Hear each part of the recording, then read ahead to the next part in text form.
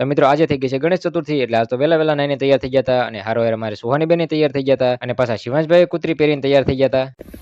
અરે સોરી, કુર્તી પહેરીને તૈયાર થઈ ગયા હતા.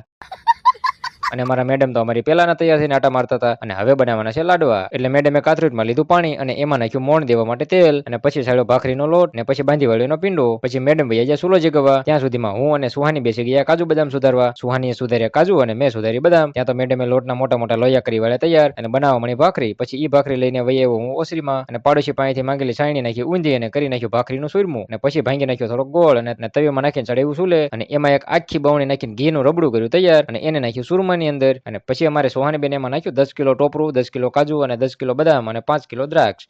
भाई साहब कुछ ज्यादा नहीं हो गया ये? ક્યારેક એવું હાલે. એ બધું કર્યું મિક્સ, અને પછી બનાવી નાખ્યા નાના નાના લાડવા, અને એની માથે ભભરાવી દીધા ખસખસના બી. હવે તમે એને શેના બી કયો છો એ જરાક કોમેન્ટ કરી દેજો. અને હવે ગણપતિ દાદાને નવરાવીને કમ્પ્લીટ કરીને બાજોટે બેસાડી દીધા, અને પછી ફ્રૂટ અને લાડવાને એવું ધરી દીધું. તો જય ગણપતિ દાદા.